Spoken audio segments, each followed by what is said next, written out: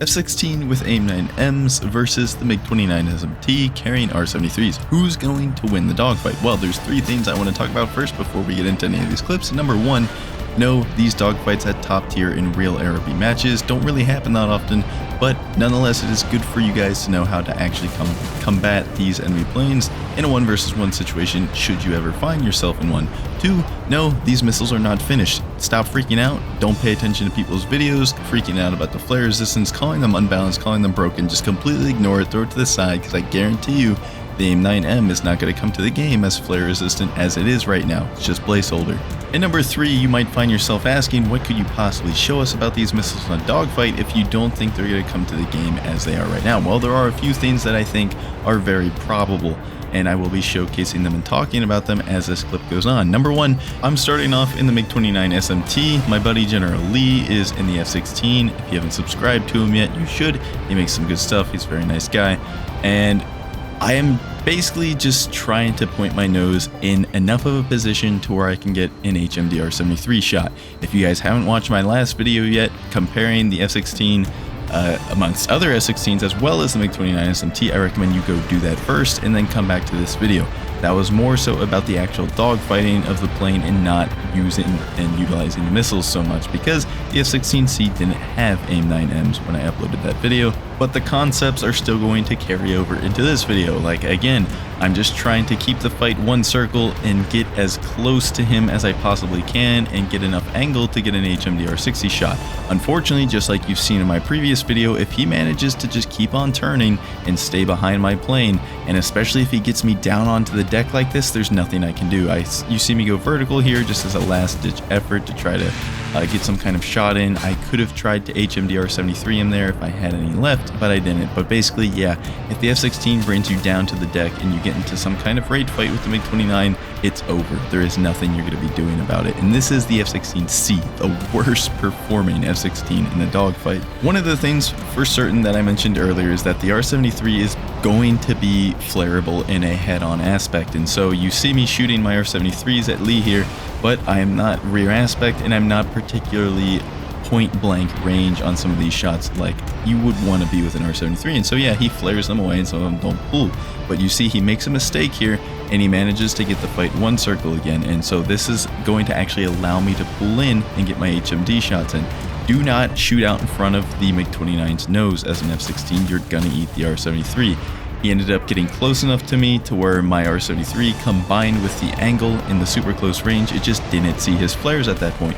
And that is going to be universal for the R-73 and the AIM-9M. The closer these missiles are to your plane, the less likely they are to be flared. Watch this shot right here. Look at this. That missile should not, I don't think it should have blown up, but it does blow up there and it kills him and I survive. I do end up just leaving the plane, but you know, I think I just technically survived, and he blew up from just the radio proxy fuse. And so even when you think you have the winning shot in the F-16, you have to keep in mind the R-73. One really important thing I want to cover here is that you're going to see a lot of YouTubers, content creators, and just aviation enthusiasts in general. A lot of these people play DCS or watch DCS content. They're going to tell you that when you're fighting the MiG-29 SMT, you're going to want to jam the WES, and you'll see it in all my comments on my videos as well if you want to scroll through those. Again, look at that close range flare resistance. If I shoot the missile from close range, the R-73 is good at not seeing those flares. But anyways, people are going to say just jam the WES in the MiG-29 SMT, which is weapon employment zone, meaning if you stay close enough range to where he just can't use the R-73, he's pretty defenseless. And this sounds like a good idea. It works in real life and it is a tactic in DCS. People that know military aviation know this. In War Thunder, it's just not the same thing. This is not real life, this is not DCS. Do not try to jam the weapon employment zone of the MiG-29 SMT as an F-16. That is literally the only way that that jet can actually kill you in a dogfight. If you're having a hard time grasping this concept, if it sounds completely opposite of what some people have told you to do, just let me try to explain. The MiG-29 SMT flight model in War Thunder is nothing like it is in simulators. It's going to pull very hard, and even the SMT, being as big of a boat as it is, with some landing flaps down, can pull some pretty good tight turns. And if you manage your speed well and just kind of float in the air, If an F-16 is trying to stay really close range to you and jam your weapon employment zone, he is giving you your best possible chance at getting your nose on target and being able to shoot an R-73 at him, or if not, just being able to pull in and shoot him. Rather, what you would want to do instead as an F-16 is forget about the weapon employment zone and forget about, more importantly, jamming it. Yes, I'm going to keep in mind the angle, think of it as a cone, the conical angle of his HMD HUD and where he can shoot an R-73. And you see me flying my F-16 where he can't. I'm just flying my plane behind his plane. I'm not worried about jamming his weapon employment zone whatsoever. I'm using the strengths of my airframe to counter his, and there's nothing he can do about this. If I tried to keep this a close range fight and jam that weapon employment zone, I could end up overshooting him. He could just beat me by managing speed better. There is a lot bigger of a risk for me to do that, and it's more mistakes I could possibly make and more things that he can exploit against me. If I do the correct thing, if I take advantage of the F-16's strengths over the MiG-29, there's absolutely nothing he can do. I am really going to have a hard time screwing this up, and I am ultimately just going to win.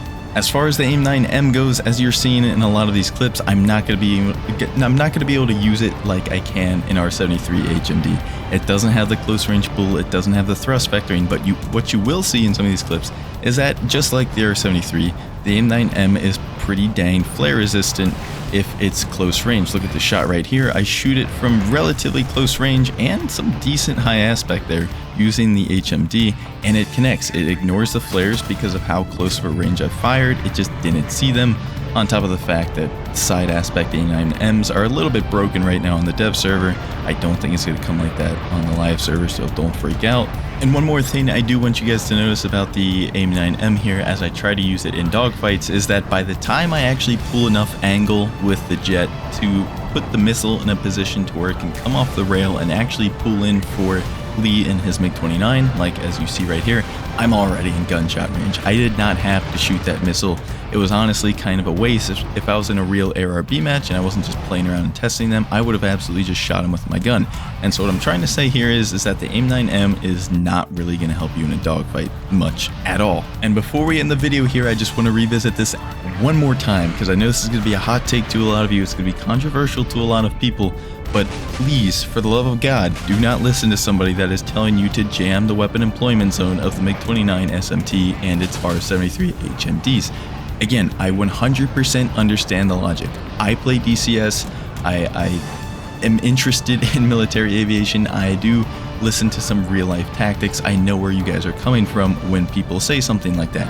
But I also play War Thunder, and I would like to think that I'm pretty good at War Thunder compared to a lot of people out there. And man, I am telling you, play however you want. It's ultimately your choice. If you think it's going to work out well for you, fine. But if you just play the F-16 in this kind of lag pursuit, two-circle type fight where you just try to fly your plane behind the MiG-29 and do whatever you need to do to get there, even if that means kind of opening yourself up to the quote-unquote WES, well, that's what you should honestly do. Yes, you can absolutely fly close range and deny him a missile shot while you're in some kind of rolling scissors or a spiral, and you can live. I'm not denying that. My point here is that it is a lot easier to mess something like that up against a MiG-29 specifically due to its flight performance, and that's just its strong suit. That's what it's good at. It's a lot easier for you to lose that than it is to just play your plane's strengths and forget about doing that whole jam the WES garbage. Will there be a time in War Thunder where that's the main thing you should keep in mind when you're fighting an HMD and an off-bore sight missile? Yeah, there probably will be, but this is just not the time, guys. I'm telling you, the F-16 is too good at something else to worry about playing into the MiG-29's strength in order to avoid dying to its missiles. You don't have to do that, and I highly recommend you don't do that because that is just a more dangerous way of beating the 29. It's easier to screw up, as I said before. Anyways, what do I know? LARPers are gonna LARP in the end of the day, so I'm probably just talking into the void. But those of you who do care to maybe try something else different, something that goes against what you've always thought and what you've always been told, I do highly recommend you try it out. I think you're gonna have much more consistent and better results for yourself. I didn't mean for this video to come off so ranty, but I hope you guys at least learned something a little bit about the dogfights from this video. Hope you enjoyed, and I'll see ya.